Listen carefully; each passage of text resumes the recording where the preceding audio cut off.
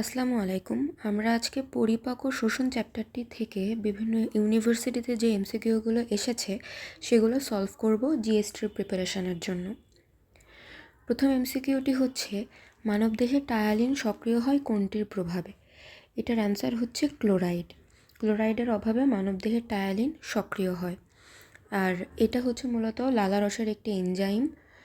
এবং লালারস আমাদেরকে যদি বলি, এখানে কয়েকটি ইনফো যদি দেখি, একজন সুস্থ মানুষ 1200 থেকে 1500 মিলিলিটার লালা ক্ষরণ করে। পিএইচ একটা আছে, এটা আমরা এভাবে মনে রাখতে পারি 6.2 to 7.4।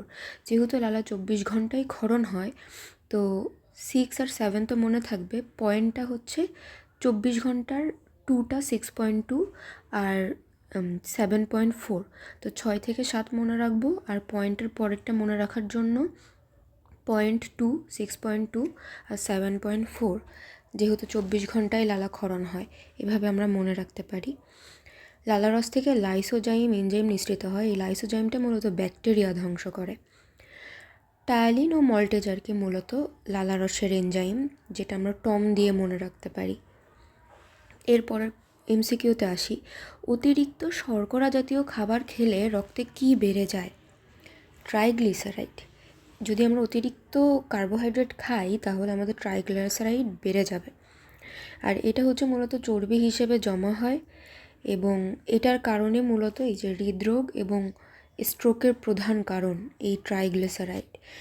এটার জন্য আমরা টেস্ট করি, বিভিন্ন লিপোপ্রোটিন টেস্ট করি, যেটার মাধ্যমে আমরা বুঝতে পারি যে কোলেস্ট্রল কেমন, বা ট্রাইগ্লিসারাইড মাত্রা দেখে আমরা বুঝতে পারি যে কার ফিউচারে হার্টের প্রবলেম হইতে পারে। এর পরের এমসিকিউতে আসি, আইলেটস অফ ল্যাঙ্গারহ্যান্স কোথায় থাকে? এটা হচ্ছে অগ্নাশয়। আমাদের অগ্নাশয় হচ্ছে একটা মিশ্র গ্রন্থি, এবং মিশ্র গ্রন্থি বলতে বোঝায় বহিঃক্ষরা গ্রন্থি এবং অন্তঃক্ষরা গ্রন্থি।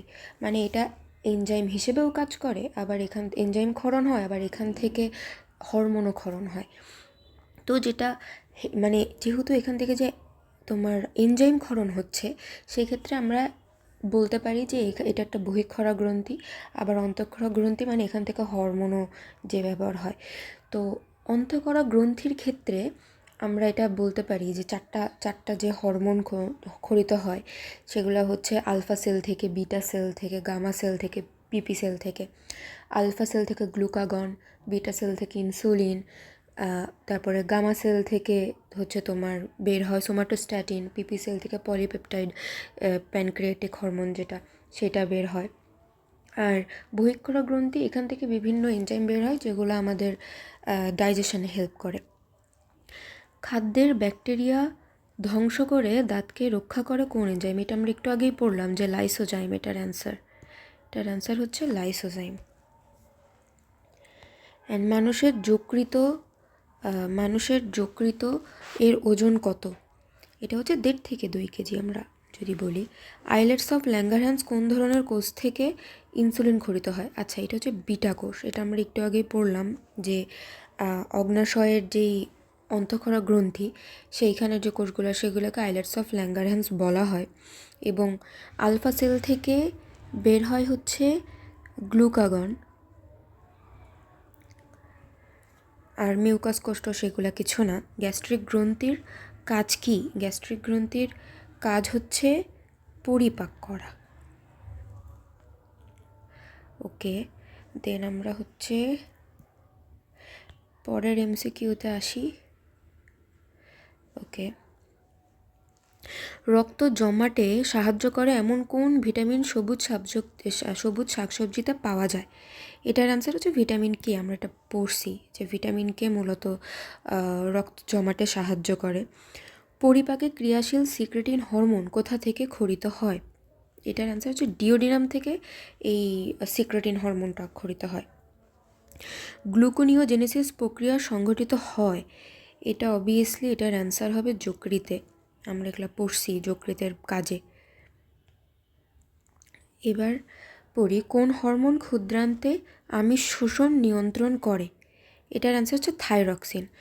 থাইরয়েড রিলেটেড যে হরমোনগুলো, এগুলো হচ্ছে প্রোটিনের শোষণে অনেক হেল্প করে, সেভাবে আমরা বলতে পারি থাইরক্সিন।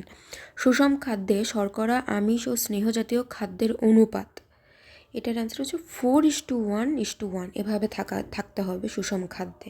সব থেকে বেশি কার্বোহাইড্রেট, আমিষ শ্রেণীও মোটামুটি সেম অনুপাতে থাকতে হবে। গ্যাস্ট্রিক জুসে পানির পরিমাণ শতকরা কত? এটার অ্যান্সার হচ্ছে 99.45। এটা এখানে অ্যান্সার দেওয়া আছে, বাট এটা অনেক আগের, এটা একটু ভ্যারি করতে পারে, এটা অতটা জরুরি না। কোলেসিস্টোকাইনিন তৈরি হয় কোথায়? এটা যদি বলি, এটার হচ্ছে অন্ত্রে তৈরি হয় কোলেসিস্টোকাইনিন। এটা স্ফিংটার পেশি শরীরের কোন অংশে পাওয়া যায়? স্ফিংটার পেশি পায়ুপথে থাকে, ওই বিভিন্ন স্ফিংটারের মাধ্যমে আমাদের মলটা বাইরে বের হয়। এরপরে আসি, যকৃৎ জৈবনিক কাজ সম্পন্ন করে থাকে প্রায় 5 শতাধিক, মানে 500-এর উপরে প্রায় জৈবনিক কাজ এই জন্য এটাকে জৈব রসায়নাগার বলা হয়ে থাকে। ব্যাপন প্রক্রিয়ায় শোষিত হয় L amino acid, D amino acid, এটা মনে রাখবো আমরা। ব্যাপন প্রক্রিয়ায় শোষিত হয় ডি অ্যামিনো অ্যাসিড, যেটা শর্করা জাতীয় খাদ্যকে গ্লুকোজে রূপান্তরিত করে কোন এনজাইম? এটার অ্যান্সার হচ্ছে অ্যামাইলেজ, কারণ এটা একটা হচ্ছে শর্করার রিলেটেড। এটা লাইপেজ হচ্ছে লিপিডের সাথে, পেপসিন আর ট্রিপসিন হচ্ছে প্রোটিন রিলেটেড। ক্ষুদ্রান্তের সর্বশেষ অংশকে কি বলে? ক্ষুদ্রান্তের সর্বশেষ অংশ হচ্ছে ইলিয়াম। 3টে অংশ থাকে, সর্বশেষটা হচ্ছে ইলিয়াম। অগ্নাশয় রস 9, ট্রিপসিন, লাইপেজ, টায়ালিন, মল্টেজ। এটার হচ্ছে টায়ালিন, এটা অগ্নাশয় রস নয়, টায়ালিন। এটা হচ্ছে মুখ থেকে আমরা খরিত হয় বলছিলাম, লালারসের সাথে রিলেটেড। তারপরে গবলেট কোষ থাকে ভিলায়, কারণ গবলেট কোষ মূলত আমাদের ক্ষুদ্রান্তের রিলেটেড জায়গায় থাকে, তো এই জন্য ভিলাই। ক্ষুদ্রান্ত এবং বৃহদান্ত্র, গবলেট কোষ মূলত ক্ষুদ্রান্তেও থাকে বৃহদান্তেও থাকে, বাট বেশি পরিমাণে থাকে বৃহদান্ত্রে, তো সেই হিসাবে আমরা এটা বলতে পারি। এবার আমরা যাই পরের এমসিকিউতে। ওকে, মুখ বিহবরে নিম্নের কোন খাদ্যটির পরিপাক ঘটে? এটার অ্যান্সার কোনোটিই নয়, কারণ মুখ গহ্বরে মূলত শর্করার বিপাকটা ঘটে, অন্য কোনো কিছুর বিপাক ঘটে না। একজন পূর্ণবয়স্ক সুস্থ কর্মশীল পুরুষের দৈনিক শক্তি প্রয়োজন, এটার অ্যান্সার এখানে 2500 থেকে 3000, বাট এটা অতটা ইম্পর্টেন্ট না এখনকার জন্য। পানিতে দ্রবণীয় ভিটামিন 9 কোনটি? এটার অ্যান্সার হচ্ছে ভিটামিন কে। আমরা যদি বলে থাকি চর্বিতে দ্রবণীয় ভিটামিন, যেটা স্নেহে দ্রবণীয়, এডেক, এটা দিয়ে মনে রাখতে পারি, এডেক দিয়ে মনে রাখতে পারি। তাহলে পানিতে দ্রবণীয় ভিটামিন 9, এটা তাহলে অ্যান্সার কে হবে, কারণ এটা চর্বিতে দ্রবণীয়। এর পরের এমসিকিউ, লালা গ্রন্থি থেকে নিঃসৃত লালা রসে কি কি থাকে? এটার অ্যান্সার আমরা কিছুক্ষণ আগেই পড়ছি, টায়ালিন ও মল্টেজ, যেটা আমরা টম দিয়ে মনে রাখতে পারি।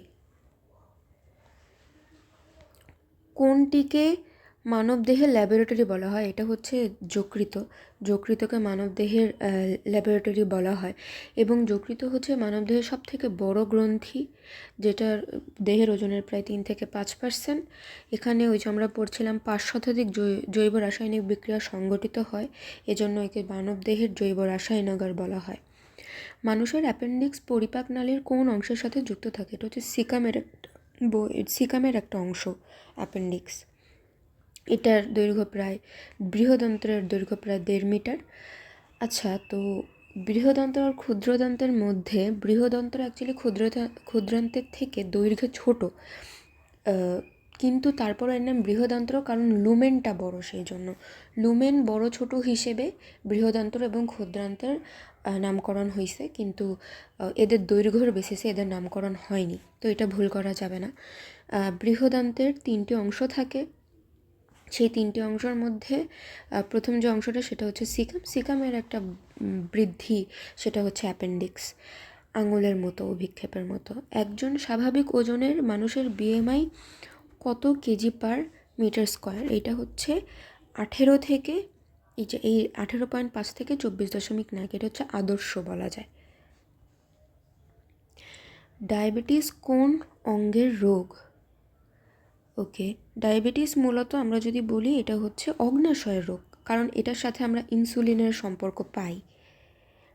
এটার সাথে আমরা মূলত ইনসুলিনের সম্পর্ক পাই। এক সেকেন্ড, এটার সাথে আমরা মূলত ইনসুলিনের সম্পর্ক পাই। এটার জন্য আমরা ইনসুলিন যেহেতু অগ্ন্যাশয় থেকে ক্ষরিত হয়, সেটার জন্য আমরা বলতে পারি এটা একটা অগ্ন্যাশয়ের রোগ।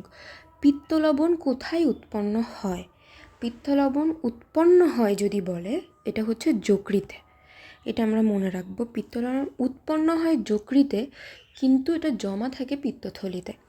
অতিরিক্ত খাদ্য থেকে লিভারের সঞ্চিত সুগার হলো, এটার অ্যান্সার যদি বলি আমরা গ্লাইকোজেন, মানে আমাদের যে অতিরিক্ত খাদ্য থাকে বা গ্লুকোজ থাকে, সেটা আমরা গ্লাইকোজেন হিসেবে বিভিন্ন মাসেলে সঞ্চিত থাকে, এবং এটা কি বলে গ্লাইকোজেনেসিস আর কি।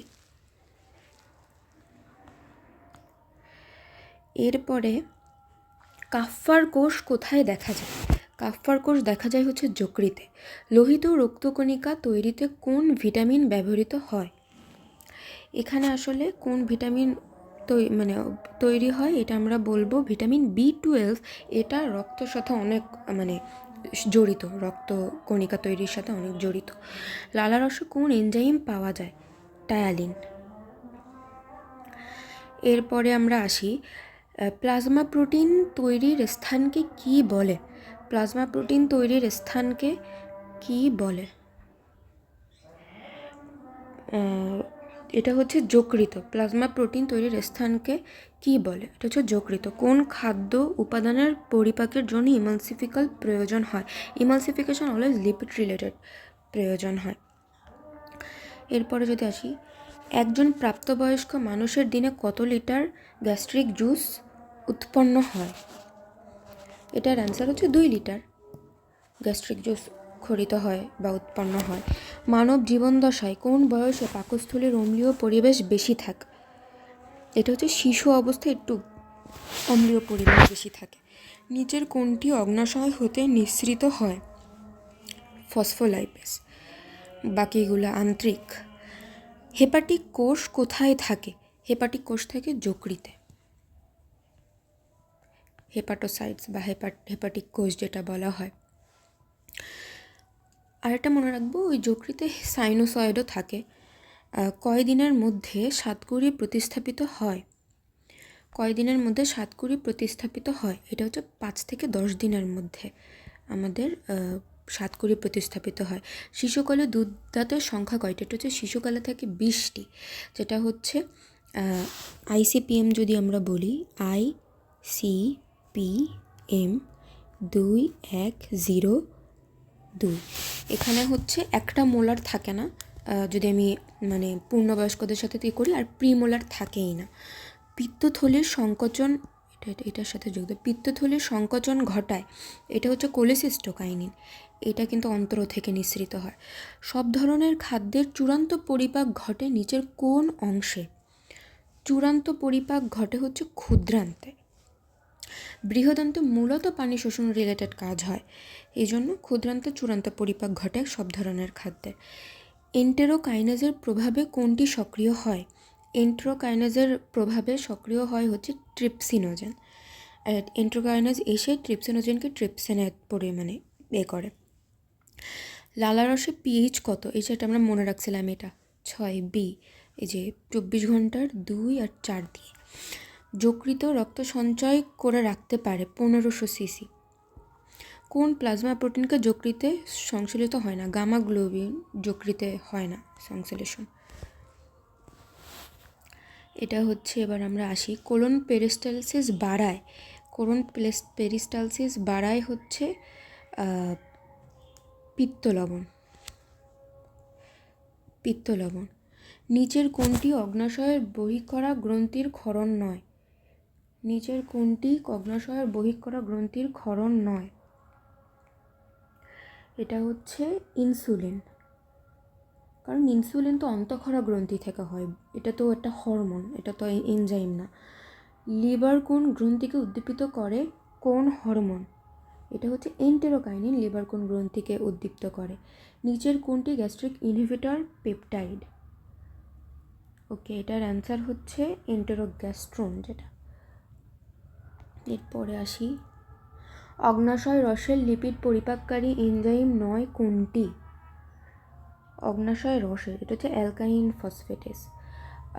কাইলোমাইক্রন কোন প্রক্রিয়ায় শোষিত হয়? এটা হচ্ছে এক্সোসাইটোসিস প্রক্রিয়া কাইলোমাইক্রন শোষিত হয়। বৃহদান্ত্রে দৈনিক কত গ্রাম তরল মণ্ড প্রবেশ করে? এটার অ্যান্সার হচ্ছে আমাদের 350। সাইনোসয়েড পাওয়া যায়, এটা আমরা বলছিলাম যকৃতে। মানবদেহের কোন অঙ্গে সর্বোচ্চ সংখ্যক গবলেট কোষ থাকে? এটা হচ্ছে গৃহদান্ত্রেও থাকে, মানে বৃহদান্ত্রেও থাকে, আবার ক্ষুদ্রান্তেও থাকে, বাট বৃহদান্তে অনেক বেশি পরিমাণ থাকে, কারণ এখানে এটার কাজ আছে কিছু। এটা হচ্ছে এখান থেকে মিউকাস নিঃসরণ হয়, একটু পিচ্ছিল করে, যাতে ওই হার্ড যে ফিকাল যেটা মন্ডে পরিণত হয় ফিকাল, সেই ফিকালগুলার সংঘর্ষে যাতে ওই বৃহদান্ত্রের যে মিউকাস মেমব্রেন সেটা মানে ক্ষতি না হয়, এই জন্য পিচ্ছিল করে দেয়। নিচের কোন হরমোনটি পাকস্থলীর হাইড্রোক্লোরিক অ্যাসিড নিঃসরণ নিয়ন্ত্রণ করে? এটার অ্যান্সার হচ্ছে 18 গ্যাস্ট্রিন। একজন 6 বছর বালিকার দাঁতের সংকেত কোনটি? এটার অ্যান্সার হচ্ছে 19B 2102। কোনটি ক্ষুদ্রান্তের অংশ নয়? Duodenum, Ilium, appendix, jejunum. Appendix এটা বৃহদান্ত্রের অংশ, বৃহদান্ত্রের সিকামে থাকে। নিচের কোন বিএমআই অতিরিক্ত ওজন নির্দেশ করে? 25 থেকে 29, এটা হচ্ছে অতিরিক্ত ওজন। এটা হচ্ছে আদর্শ। মানুষের যকৃতের সবচেয়ে বড় খণ্ডাংশটি হলো ডানখণ্ড। সব থেকে বড় অংশ। কোন ভিটামিন পানিতে দ্রবণীয়? আমরা আবারও বলেছিলাম এডেক, সেটা হচ্ছে এডেক হচ্ছে চর্বিতে, তাহলে ভিটামিন বি কমপ্লেক্স হচ্ছে পানিতে দ্রবণীয়। রক্তস্রোতে থাকা অতিরিক্ত গ্লুকোজ থেকে যকৃতে সঞ্চিত পলিস্যাকারাইড হলো গ্লাইকোজেন। অগ্ন্যাশয়ের আলফা কোষ থেকে নিঃসৃত হয়, আলফা কোষ থেকে গ্লুকাগন। ইনসুলিন হয় বিটা থেকে, এটা হয় পিপি সেল থেকে, প্যানক্রিয়াটিক পলিপেপটাইড। তো এই ছিল আমাদের পরিপাক ও শোষণের এমসিকিউ, যেগুলো বিভিন্ন ভার্সিটিতে এসেছে। আশা করি এগুলো পড়লে, জিএসটিতে এগুলো বুঝে বুঝে সলভ করলে, এখান থেকে যে কোনো কোয়েশ্চেন আসলে ইজিলি পারা যাবে। আসসালামু আলাইকুম।